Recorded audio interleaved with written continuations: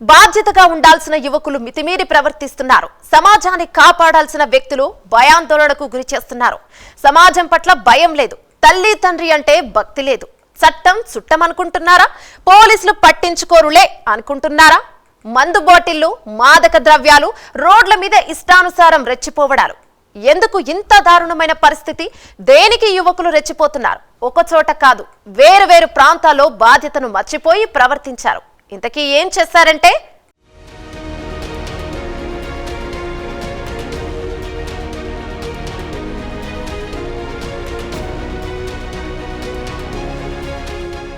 గుంటూరు జిల్లా బాపట్లోని ఏరియా హాస్పిటల్కి మద్యం తాగి వచ్చాడు దినేష్. మద్యం తాగి రావటమే తప్పు. అక్కడితో ఆకుండా వీరంగం సృష్టించాడు. కుర్చీలు తన్నటం, అరవటం, పేషెంట్ను బెదిరించడం వంటి వికృత చేష్టలు చేశాడు. అంతేకాదు, మత్తులో ఆస్పత్రికి వచ్చి తన పొట్టును తానే కోసుకున్నాడు. వైద్యో నారాయణ హరి అంటారు. అంటే శత్రువుకైనా సరే వైద్యం చేయాలని అర్థం. హాస్పిటల్లో తాగి వచ్చి హంగామా సృష్టించినా సరే వైద్యులు ఆ తాగుబోతుకు 7 కుట్లు వేసి చికిత్స అందించారు. తర్వాత దినేష్ డిశ్చార్జ్ అయి వెళ్లిపోయాడు. ఇదివరకే దినేష్పై పలు కేసులు కూడా ఉన్నాయట. ఇలాంటి వారు ఆసుపత్రికి వచ్చి దౌర్జన్యం చేస్తుంటే సక్రమంగా డ్యూటీ ఎలా నిర్వహించగలరు వైద్యులు? అక్కడ ఉన్న కానిస్టేబుల్ అప్రమత్తం అవటం వల్ల ప్రమాదం తప్పింది. లేదంటే ఓ వైద్యురాలి చావు వార్త వినాల్సి వచ్చేది.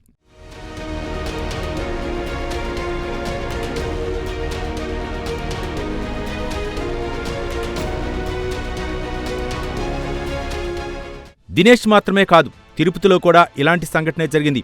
ఎస్టీవీ నగర్లోని ఓ వైన్ షాప్ ముందర రోడ్డు మీద కొందరు యువకులు కత్తులతో హల్చల్ చేశారు. వీరు కూడా తమ వెంట కత్తులు తెచ్చుకున్నారు. వీటిని చూసిన ప్రజలు భయంతో పరుగులు తీశారు. విషయం తెలుసుకున్న పోలీసులు ఈ వ్యక్తుల్ని అరెస్ట్ చేసి రిమాండ్కు తరలించారు. టీవీఎస్ సర్కిల్ దగ్గర ఉన్న విక్టరీ వైన్ షాప్ ముందర ఒక వ్యక్తి కత్తి తీసుకొని హల్చల్ చేసినట్లుగా కొంచెం వీడియో వైరల్ అయిన విషయం మీకు అందరికీ తెలిసిందే. దాంట్లో భాగంగా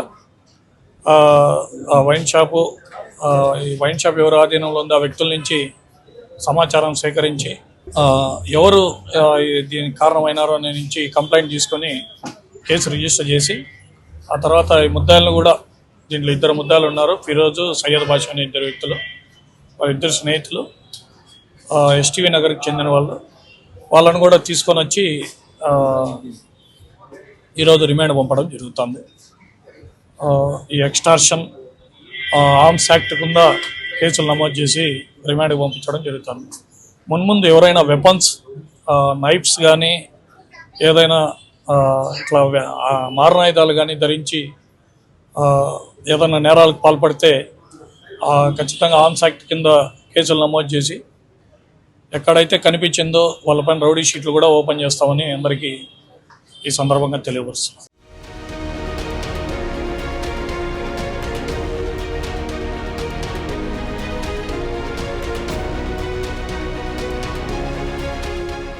రీసెంట్గా మరో వైన్ షాప్ దగ్గర కొందరు యువకులు గొడవ చేసి తర్వాత లీలామహల్ సిగ్నల్ వద్ద ఒక తల్లి, కూతురు మీద వేధింపులకు పాల్పడ్డారు. ఇలాంటి సంఘటనలు మర్చిపోయేలోపే మరో సంఘటన వెలుగు చూడటంతో భయాందోళనకు గురవుతున్నారు స్థానికులు. తిరుపతిలో మద్యం తీసుకోవటం మహాపాపంగా పరిగణిస్తారు. అలాంటిది తాగి ఇలా చేయడంతో భక్తులు ఇబ్బంది పడుతున్నారు. ఫిరోజ్ అనే వ్యక్తి పాత నేరస్తుడు. అతని పైన ప్రాపర్టీ కేసులు, హత్య కేసులు ఉన్నాయి. రౌడీ షీట్ కూడా మన పోలీస్ స్టేషన్లో ఉంది. అతను చాలా కాలంగా అబ్స్కాండింగ్లో ఉన్నాడు. నిన్న ఏదో వాళ్ళ అమ్మకు బాగాలేదని చెప్పి ఇంట్లో వచ్చినాడని చెప్తున్నారు. బట్ ఎనీహో ఇది నేరం. ఇది హల్చలైన 24 మనకు వెంటనే మనకు ముద్దాయిలను కూడా అదుపులోకి తీసుకోవడం, వాళ్ళు కూడా విచారించి రిమాండ్కి పంపించడము అందరూ జరిగిపోయింది. అందరూ కూడా నెక్స్ట్ ఈ సందర్భంగా అందరికీ కూడా ఎవరైతే ఈ వెపన్స్ ధరించి నేరాలలో పాల్గొంటారో, ఎస్పెషల్లీ బ్రాందీ షాపుల దగ్గర, వైన్ షాపుల దగ్గర, బార్ అండ్ రెస్టారెంట్ల దగ్గర తాగిన మైకంలో కొన్ని ఇన్సిడెంట్స్ ఇంతకుముందు కూడా రిపోర్ట్ అయినాయి. వాటిపైన ఎవరన్నా ఏదన్నా మున్ముందు జరిగితే ఆ కేసులన్నీ కూడా రివ్యూ చేస్తున్నాం. అన్నిటిల్లో కూడా రౌడీ షీట్లు ఓపెన్ చేస్తాం. వాళ్ళపైన ప్రత్యేక నిఘా ఏర్పాటు చేస్తాం. వీళ్ళపైన ఎక్స్టార్షన్ కింద మరియు ఆర్మ్స్ యాక్ట్ కింద కేసులు నమోదు చేసి రిమాండ్కి పంపించడం. Thank you. Srinivasulu, inspector east.